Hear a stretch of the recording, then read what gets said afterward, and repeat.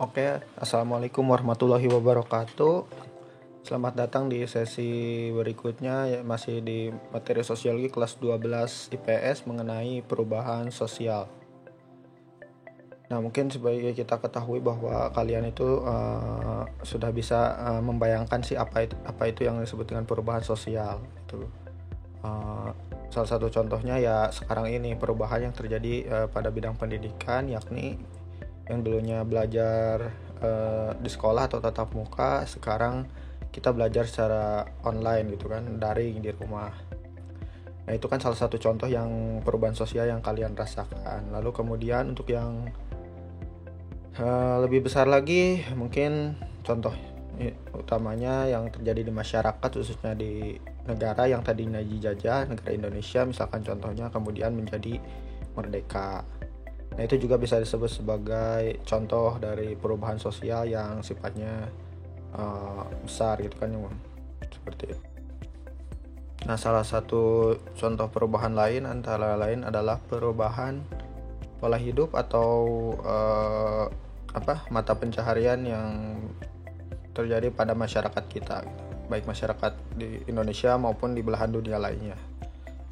Seperti kita ketahui bahwa pada zaman dahulu itu manusia itu hidup secara nomaden atau berpindah-pindah. Nah, kenapa manusia berpindah-pindah itu? Ya pertama karena mata pencaharian mereka dulu itu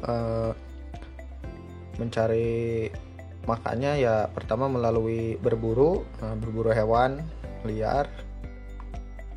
Nah, berburu hewan liar, lalu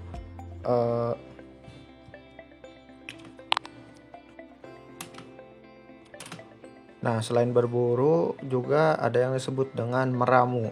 Ya, jadi meramu ini mengambil bahan makanan langsung dari alam atau dari pohonnya atau dari tanamannya.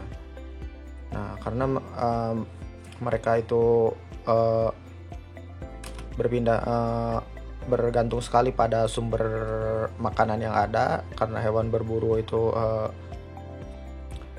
lambat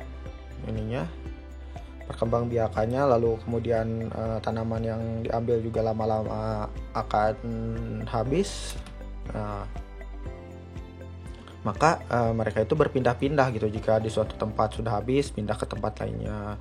Nah, terus seperti itu. Nah, itulah disebut dengan kehidupan manusia zaman dahulu itu berpindah-pindah atau nomaden.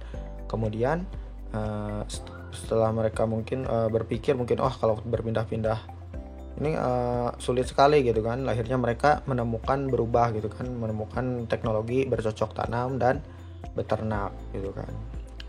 Nah, beternak di sini diawali oleh menjinakkan hewan-hewan liar tentu saja, seperti kerbau atau banteng kayak gitu. Kenapa mereka harus ketika bercocok tanam atau beternak harus menetap gitu kan? Karena kan ada lahan yang harus mereka jaga atau ada ternak yang harus mereka kembangbiakan. Nah, disinilah dimulai bahwa manusia itu mulai bisa memproduksi bahan makanan secara lebih banyak, sehingga mereka bisa berkembang ke arah yang lebih maju lagi. Nah, untuk sekarang manusia semakin banyak, tentu saja produksi yang dihasilkan pun akan harus semakin banyak pula. Maka itulah secara sederhananya dari agraris itu masyarakat kita berubah menjadi masyarakat industri. Nah, contohnya itu industri itu ya melalui pabrik-pabrik, terus penggunaan produksinya melalui bahan bakar. Nah, itu kan sehingga menghasilkan barang yang lebih banyak dalam waktu yang relatif cepat. Nah, seperti itu. Contoh ya ini masyarakat dari nomaden terus berpindah-pindah ke agraris. Agraris ini maksudnya itu bercocok tanam, menetap, lalu menjadi industri. Nah, itu sekilas contoh perubahan sosial. Nah, itulah sedikit mengenai gambaran mengenai contoh perubahan sosial mengulang sesi yang kemarin. Nah, untuk sekarang itu kita akan mempelajari mengenai pengertian perubahan sosial. Nah, ada beberapa ahli yang mengemukakan pengertian perubahan sosial, walaupun saya yakin itu bahwa kalian juga bisa mengartikannya sendiri atau membayangkannya sendiri pengertian dari perubahan sosial itu sendiri. Nah, ada beberapa ahli di sini yang menyatakan perubahan sosial. Yang pertama itu ada William F. Ogburn menyatakan bahwa ruang lingkup perubahan sosial terdiri dari unsur-unsur kebudayaan, baik material dan imaterial. Fokusnya ialah pengaruh besar unsur material terhadap unsur imaterial. Nah, jadi yang patut digarisbawahi dari pengertian William F. Ogburn ini adalah bahwa perubahan sosial itu perubahannya dari kebudayaan material dan imaterial gitu. Seperti itu.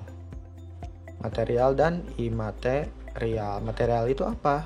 Kebudayaan material itu segala sesuatu yang terjadi pada unsur benda, kebendaan gitu kan. Jadi hal yang bisa dilihat, biasanya bisa diraba, dipegang atau didengar. Nah, itu merupakan atau hubungannya dengan teknologi yang membantu kehidupan manusia kayak HP, TV, terus komputer, terus mobil, kendaraan bermotor, terus listrik, internet. Nah, itu bisa disebut dengan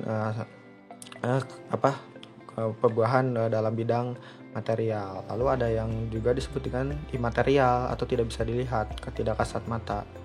Contoh. Lalu ada juga unsur imaterial, kebudayaan imaterial atau yang tidak bisa dilihat.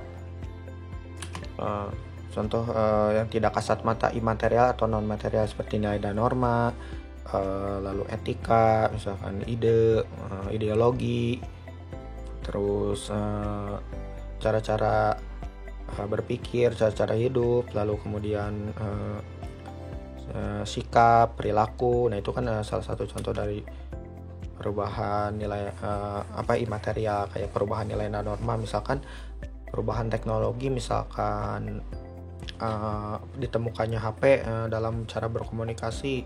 Nah, tentu saja nilai dan normanya itu juga berubah gitu, bahwa dalam cara berkomunikasi gitu ya, yang biasanya tatap muka, kemudian sekarang jarak jauh. Nah, pasti kan ada nilai-nilai dan norma yang harus disesuaikan, juga ada etikanya juga gitu kan.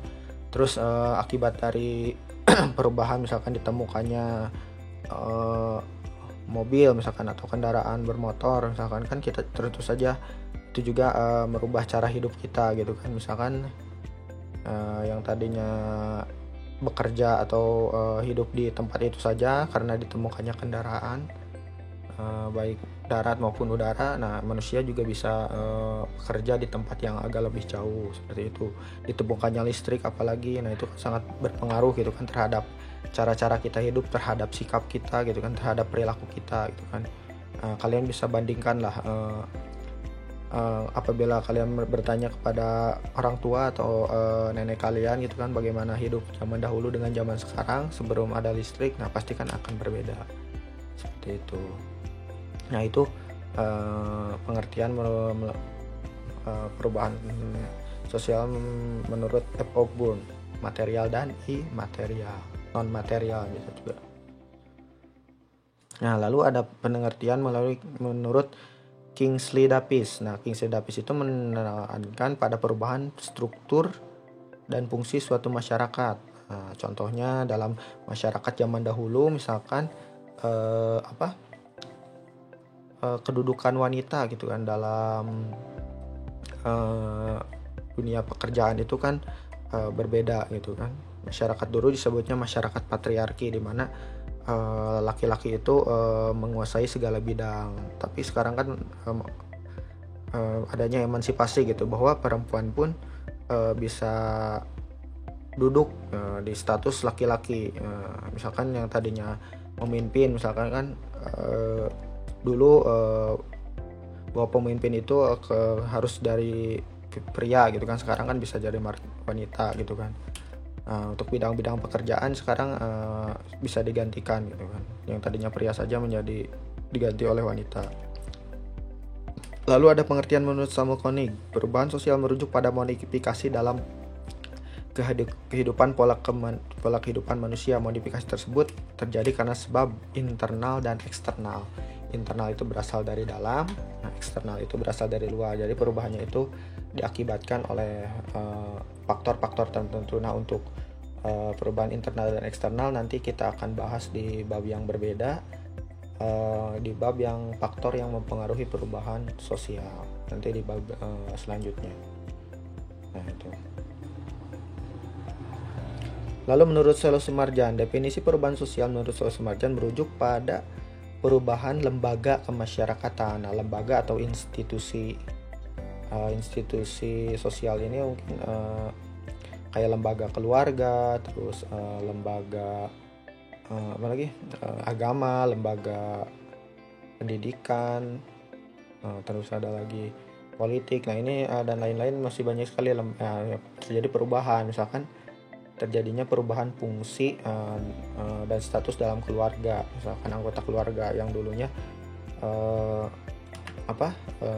seorang ayah itu sebagai kepala ekonomi, kepala rumah tangga misalkan, yang mencari penghasilan. Nah, sekarang kan siapapun baik ibu maupun anak sekarang itu bisa menjadi tulang punggung keluarga gitu kan, karena zaman yang berubah.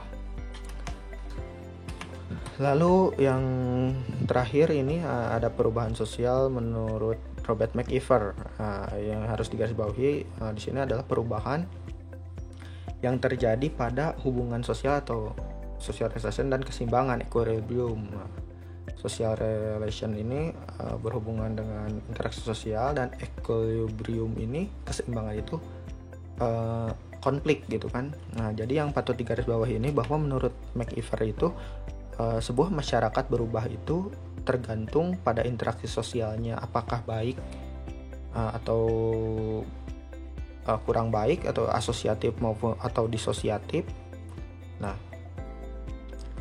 sehingga apabila masyarakat tersebut interaksi sosialnya asosiatif atau mengarah pada persatuan atau integrasi, maka masyarakat itu akan mencapai sebuah keseimbangan atau masyarakat yang seimbang gitu kan. Nah, apabila tidak seimbang, nah berarti akan muncul yang namanya konflik yang terjadi masyarakat. Nah, konflik di sini lah yang membuat masyarakat tersebut berubah. Nah, seperti itu.